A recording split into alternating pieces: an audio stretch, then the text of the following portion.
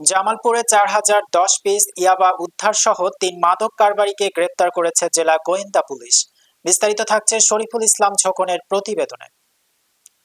গ্রেপ্তারকৃতরা হলেন জামালপুর সদরের দয়াময়ী মোড় এলাকার খন্দকার আলী আকবর আজম, বোসপাড়া এলাকার শাহরিয়ার আহমেদ শিপু, কাঁচাসরা এলাকার সাগর রহমান শাকিল। রবিবার বিকেল ৪টায় জামালপুর অতিরিক্ত পুলিশ সুপার সোহেল মাহমুদ বিষয়টি নিশ্চিত করেছেন। জামালপুর জেলার পুলিশ সুপার সৈয়দ রফিকুল ইসলামের দিক নির্দেশনায় গোয়েন্দা পুলিশ নাজমুস তাকিব এর নেতৃত্বে মাদক বিরোধী বিশেষ অভিযান পরিচালনা করে। গোপন সংবাদের ভিত্তিতে শনিবার গভীর রাতে বোসপাড়া এলাকায় ৭তলা ভবনের ৪র্থ তলা থেকে আকবর আজমের দেহ ও বাসায় তল্লাশি চালিয়ে ১৪০০ পিস ইয়াবা পলিথিন পুটলায়, ৬০০ পিস ইয়াবা জিপার ব্যাগে, ২০০০ পিস ইয়াবা আলমারিতে রাখা ৪০টি পোটলায় মোট ৪,০০০ পিস ইয়াবা উদ্ধার করা হয়, যার মূল্য ১২,০৩,০০০ টাকা।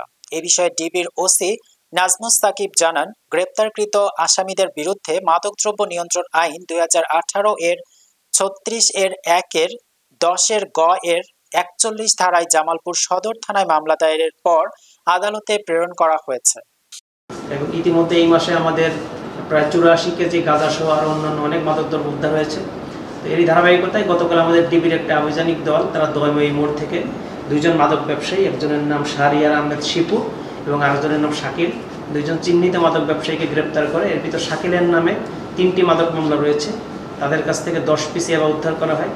এরপর তাদেরকে নিবিড়ভাবে জিজ্ঞাসাবাদে তারা স্বীকার করে যে জামালপুর শহরের বোসপাড়া আমাদের জনৈক খন্দকার আলী আকবর আজম তার ৪র্থ তলার একটি ফ্ল্যাট বাসাতে তিনি এই ইয়াবা তিনি পাইকারি এনে মজুত করে রাখেন এবং সারা জামালপুর শহরে উনি সাপ্লাই দেন।